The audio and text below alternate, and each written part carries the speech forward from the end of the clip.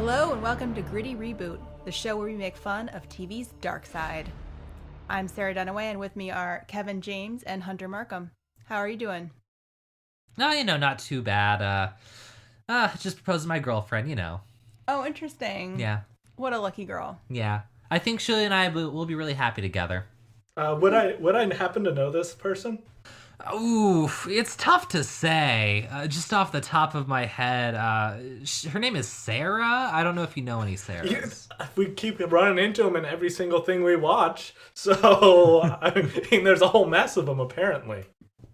Yeah. None of you asked me what she said, though. I just assumed she said no, and I didn't want to, kind of poke an open wound. No, I said yes. Oh my gosh, you are the Sarah. I am. Congratulations to you both. It's amazing. I clearly love both of you guys since I do this podcast with you and talk to you every week and can't wait for it. So you are one of the best couples I know, and I'm really, really happy for you.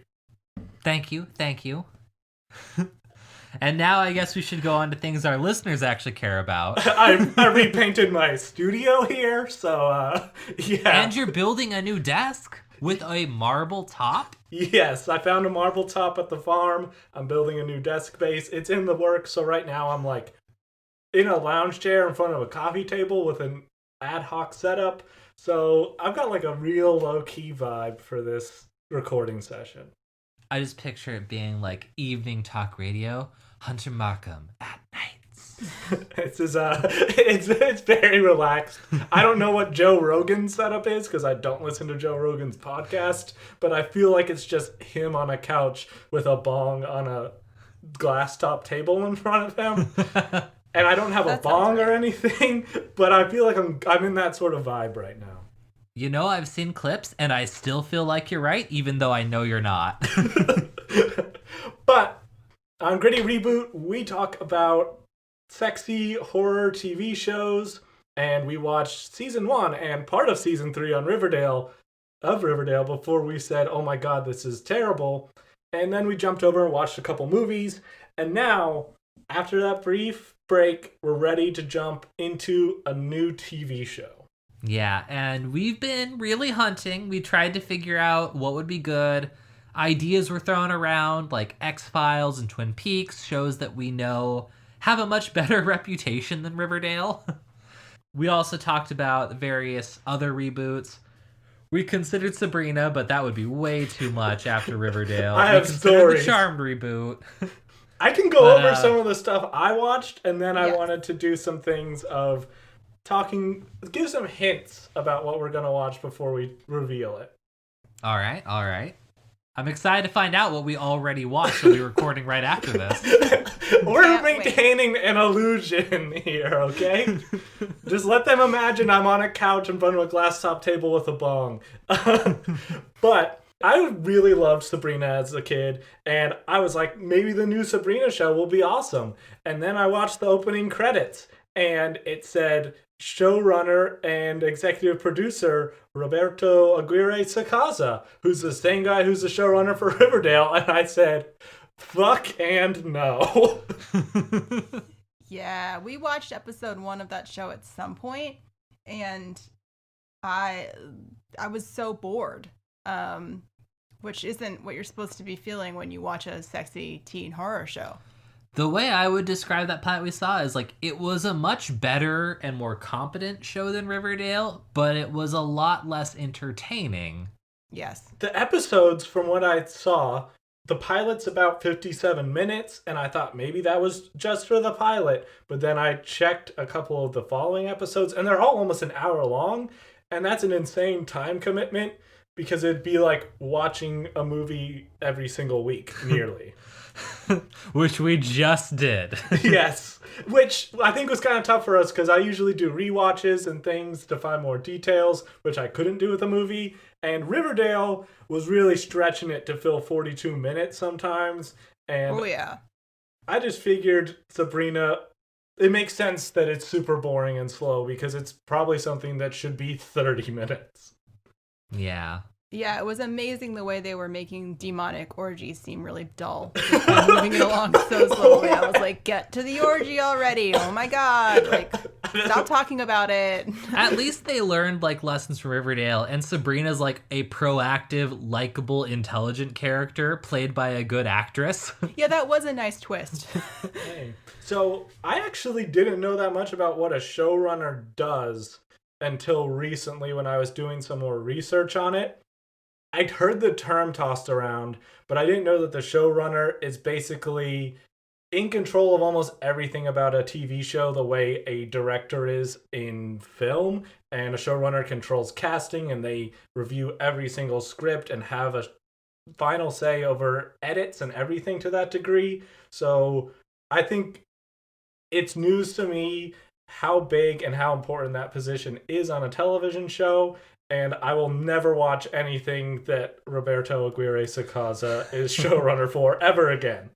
Yes. Yeah, showrunners are effectively a weird combination of like head writer, casting, director, producer, and basically any other catch-all position that like is in charge of creative decision making. Great work if you can get it.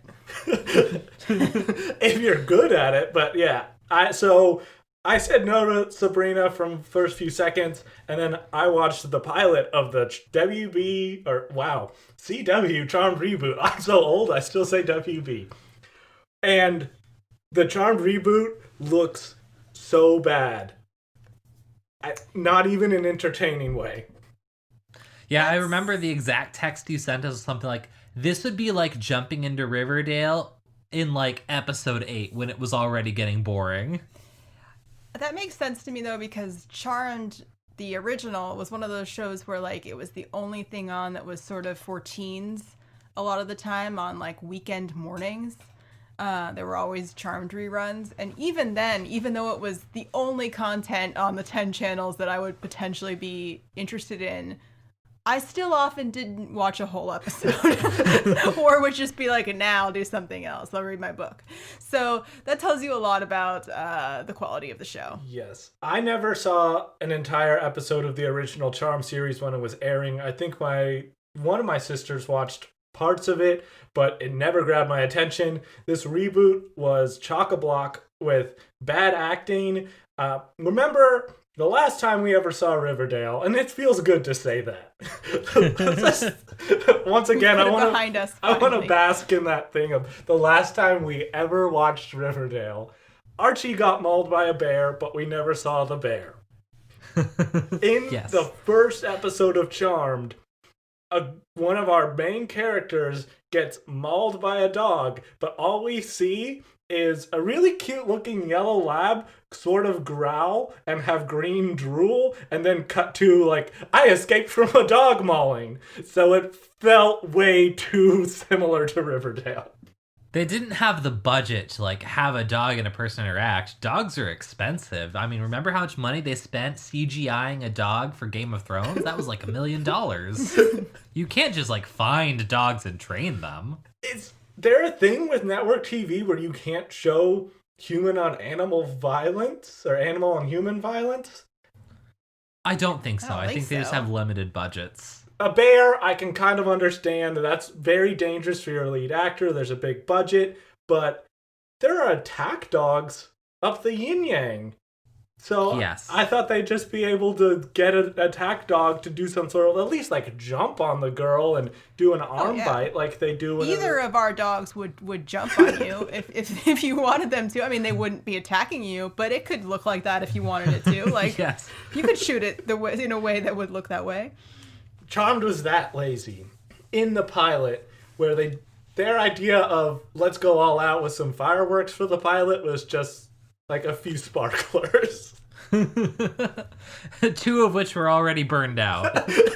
So that made me feel, okay, if this is the pilot script that they honed for a long time, and there's probably going to be a few episodes that aren't as strong as this, I won't be able to get through this show. Hard pass. I don't know if you two got a chance to preview some other shows that we might watch before we decided on our final, I guess, our next tour de force. Absolutely not. We let you do that work, and then we just skipped right ahead to checking out the show that we eventually chose. Yeah, the amount of like practice we got and like checking out other shows was we just started rewatching West Wing. You guys are doing busy things like getting engaged. Yeah. We also, the first week of having a new dog was really tough to watch any TV because, you have to be like supervising. Yes. It's a whole thing. But they're calming down and getting to know each other now. They're sleeping right next to each other behind this laptop recording setup as I speak. That's adorable. So now, they can tire each other out. Or else you'll just have two psychopath dogs. Oh, we sure hope so. The psychopath part. We have chosen a new show. And yes, to lead into it, and this is something we touched on when we were discussing Sabrina, it was a female lead who is smart and likable. And I wanted to talk about favorite female leads that in, I guess, action and horror genre. I'm guessing, Kevin, you're going to say Buffy, but I want you to come up with something else.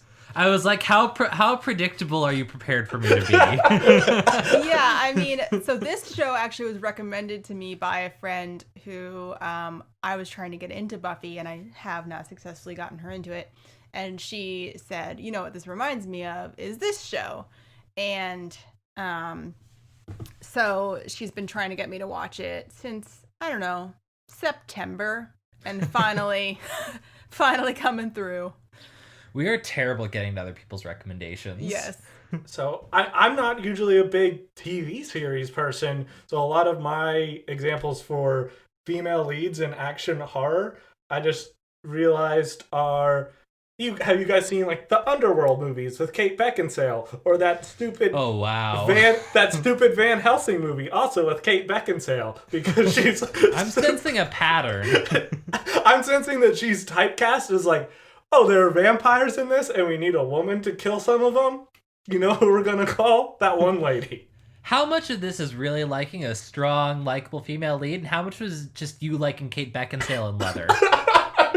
No, I'm going to go with half the Kate Beckinsale thing was because of my brother, because he really liked her. But, I mean, those movies were sort of my thing, or what this show brought to mind, in a way. Yeah, let me think if I can think of other people. Imperator Furiosa from Mad Max Fury Road, that's a great one. Empirically the best movie ever made. Yes. I would say that this female lead, I thought of Buffy, obviously. I did, like, every strong, awesome female lead makes me think of Veronica Mars when they're smart. And the one we were talking about was Orphan Black, too. Orphan Black definitely reminds me of Orphan Black, especially there's a dynamic that comes up pretty early in the show that reminded me a lot of Orphan Black. And then, I just had another one, and it's gone from my head. Oh, Jessica Jones. There's a little bit of a Jessica Jones vibe. Ooh. Yeah, I can see that. I have not seen Orphan Black nor Jessica Jones, and I've only heard things about Jessica Jones. I think this is only the second time in my life I've ever even heard the title Orphan Black. I watched both. Jessica Jones was good, but it was one of those shows where, like, despite it being really good, it just didn't feel like something I was gonna get into. I don't know if you guys have had that experience, but yeah, I didn't bother watching the second season, even though I liked both of the leads. But I guess I mostly mean that, you know, there's kind of a certain badass quality. Yeah. Orphan Black, Hunter, I think you'd actually really like that. The main actress has to play like 6 or 7 roles, and it's kind of a tour de force acting experience. It can get like a little ridiculous and a little melodramatic, but I think it's got such a strong central performance that it's hard to not get sucked in. I like anything that's a nod to all the movies where Jean-Claude Van Damme played multiple parts and was in scenes with himself. So consider me hooked. There's a lot of that, and there's many points where the lead actress Tatiana Maslany is so good that you can tell immediately as she enters the room that she's one clone pretending to be a different clone. Like, it's that good, which I don't know how she pulls it off. Yes, if we haven't made it clear, this is a show about a woman who realizes she is one of like a huge batch of clones. Yes. And 3 or 4 of the clones are main characters. And it is also a Canadian show, which maybe is part of what reminded me of it, is that there's a certain good acting but low budget quality to these shows that I really appreciate because, like, if you're gonna choose one, for me, obviously, if you have a good cast and you have good acting and you have a solid script, I'll take that over special effects any day of the week. Like, make those look crappy, I'm still in. There is a cheesy charm to, like, when you can tell the writing's there, but the budget isn't. Yeah. Yes. I don't know. It's much better for me than the reverse. I 100% agree. I think a lot of my favorite movies are situations where there's a low budget, but really good writing and performances that make you forget those facts. And obviously the show we're talking about, if you haven't picked up by now, is The Sweet Life of Zach and Cody. We just missed Cole Sprouse so much that we decided to go back and rewatch it. It's about these two twins, Zach and That's Cody. the sexiest teen horror drama. It is horrifying. Yeah. Especially the sequel, Sweet Life on Deck, where, oh my god, people living in close proximity on a cruise ship? The coronavirus will spread so easily that way. I never saw Sweet Life on Deck, but OG Sweet Life of Zach and Cody.